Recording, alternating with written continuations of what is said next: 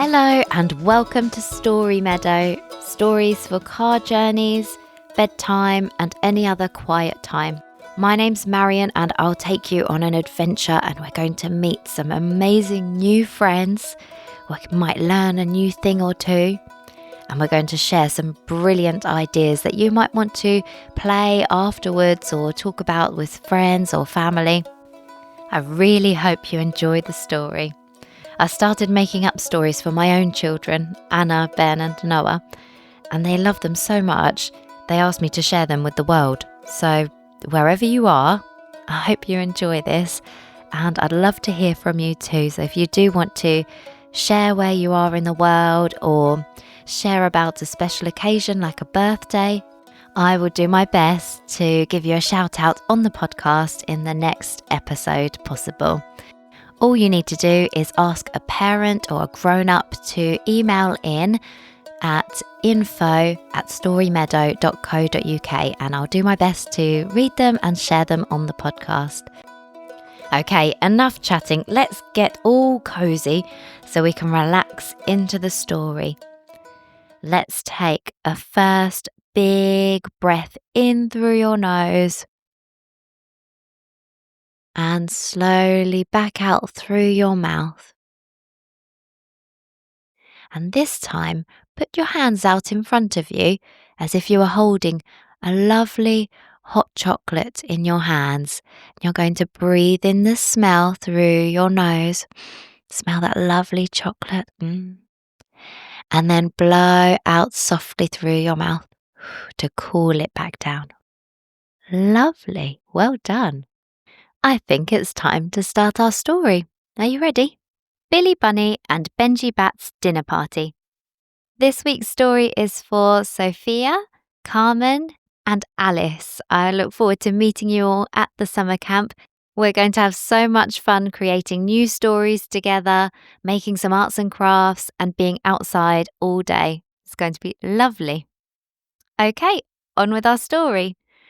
One day, Billy Bunny woke up and when he got downstairs, he noticed that there was a letter waiting for him on his doormat. So he hopped towards it as quick as he could and he opened it up. It said, "Dear Billy, please join me for a special dinner with friends at 6 o'clock. Love from Benji Bat." Oh, Billy was so excited. This was going to be so fancy and lovely because Benji Bat was one of his very good friends and he always wore nice things like a little bow tie and he liked to do nice things like art and drawing and collecting special rocks and coming on adventures with Billy. So he really wanted to go to his dinner party. But when he went upstairs to make himself look all nice and fancy, he realised he didn't really have anything nice and fancy. It wasn't really his style. So he thought, maybe I'll go and see Benji Bat and maybe I can borrow something really nice to wear. Maybe he has a bow tie for me. That would be really cool. Then we could be matching.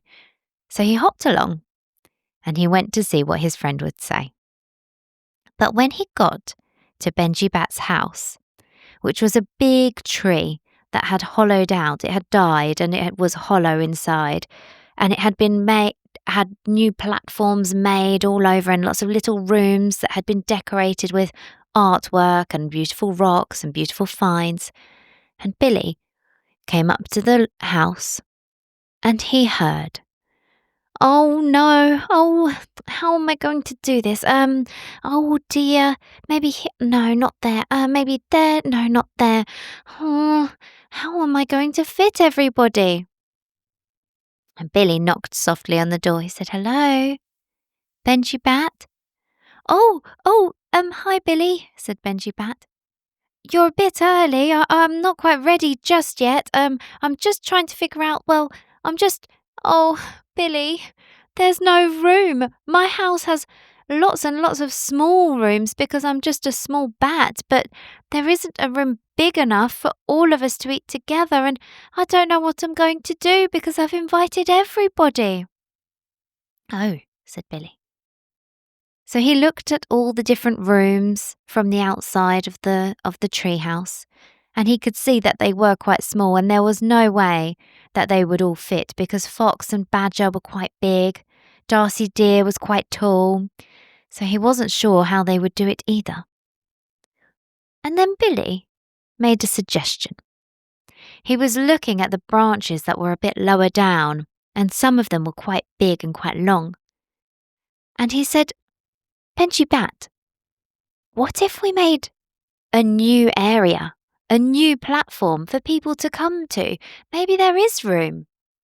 Benji thought that was a brilliant idea, so they set to work as quick as a flash.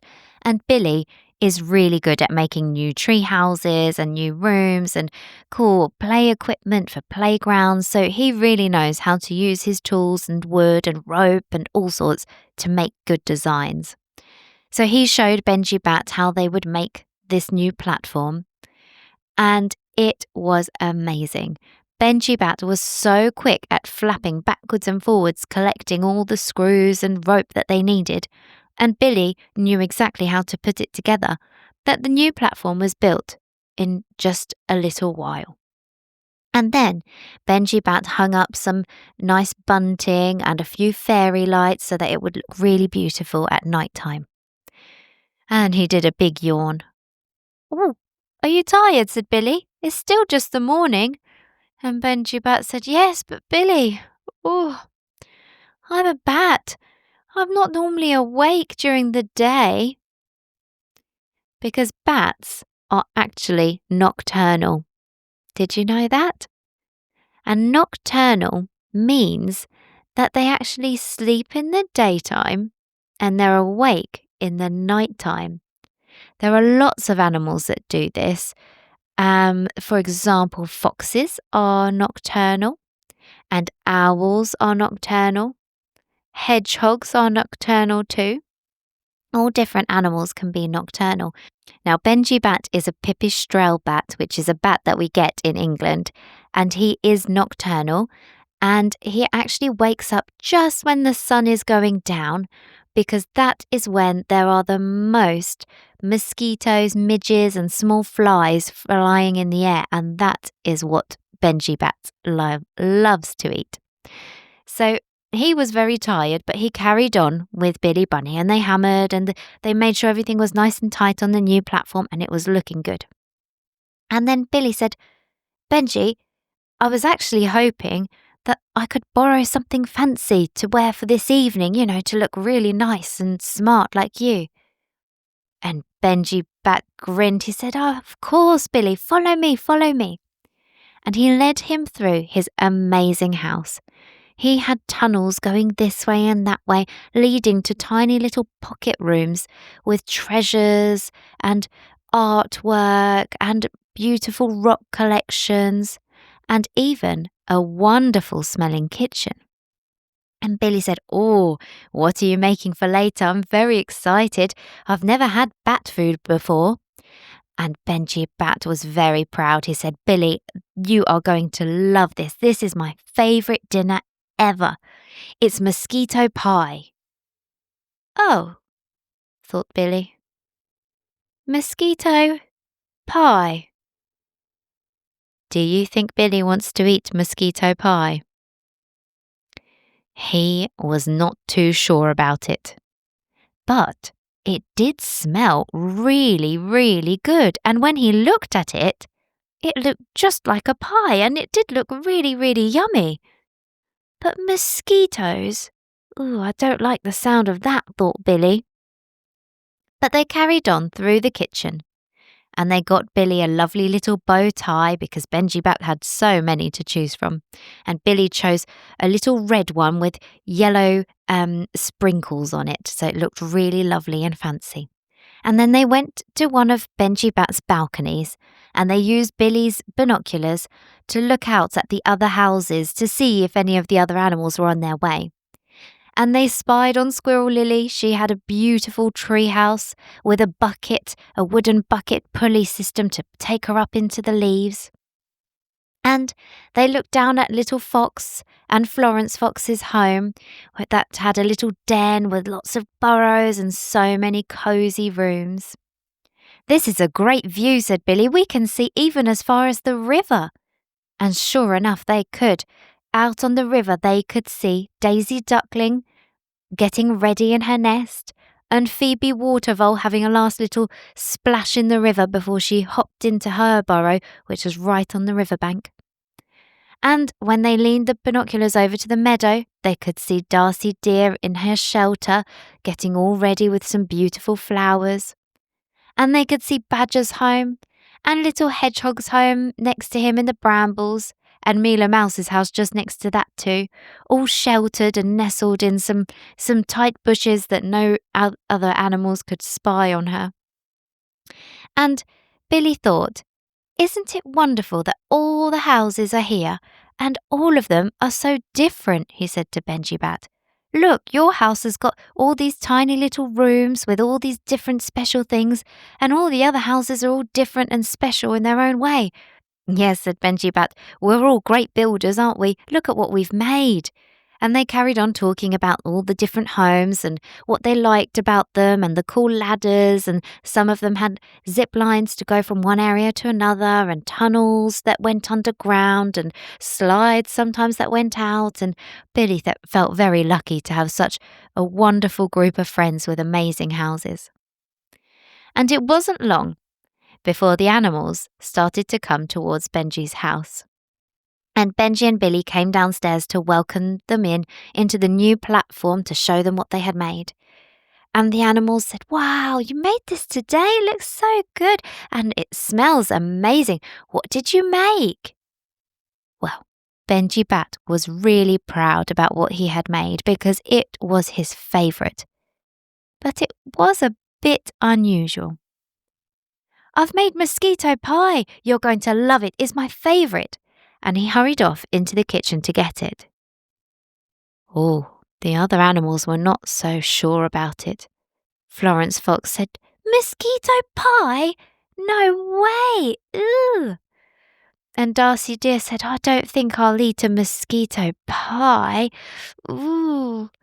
And Squirrel Lily said, "Well, if we don't eat it, he's going to be so sad. He's made all of this for us. What are we going to do?"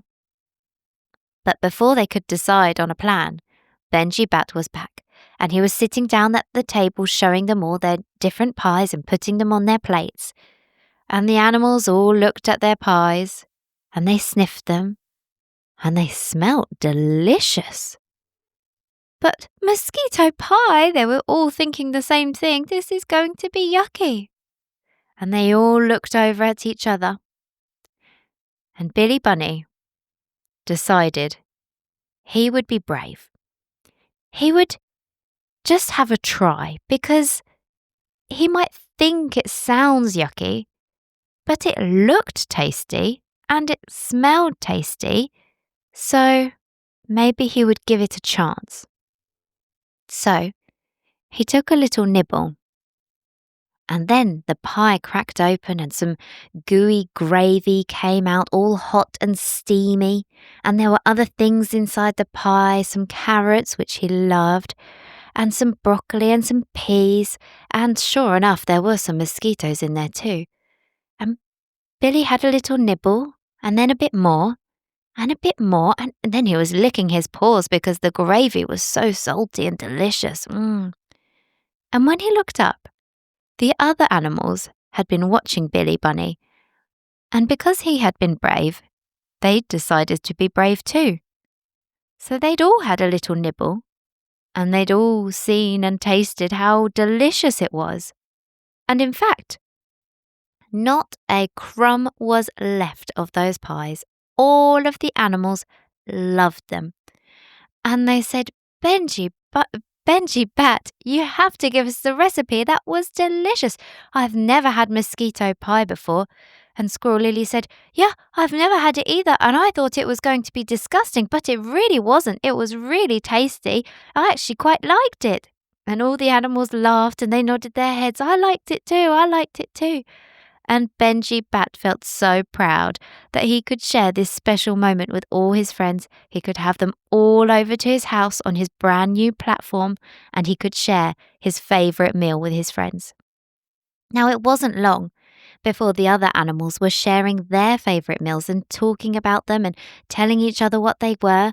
And then Darcy Deer said, "Do you know what? I think I will make you my favourite dandelion sandwich, and you can all come round to my house and you can all try it there." And the animals said, "Oh, dandelion sandwiches? Never had that before." And then Meadow Mouse said, "Oh, and you'll have to come to my house. I make a wonderful cabbage soup. You will really, really love it, with seeds on the top, all different kinds. It's so delicious. You have to come to mine too, and we'll make another area where you can all fit in, because my house is quite small. But I can make an area for all my friends too. Will you help me, Billy?" And Billy nodded. He said, "I can help you, and I can help you too, Darcy dear, if you need some extra help for your special dinner party." And all the animals decided they would take it in turns to invite each other round and to share their favourite meals with each other. The end. Sometimes we have to try some new foods that look a little bit strange and we're really not sure about. And it's really difficult to give them a go because our heads might be saying, "That looks disgusting," or "That sounds horrible." But actually, if we give it a little nibble, sometimes we're just as surprised as Billy Bunny. I'm not sure you'd like mosquito pie for real, though. I wouldn't recommend that. Maybe something else. I'll see you soon. Bye-bye. Parents and carers, are you looking for a summer camp with a difference this summer? The Story Meadow Summer Camp is open from the 28th of July to the 28th of August, and we run from 9 o'clock till 4 p.m.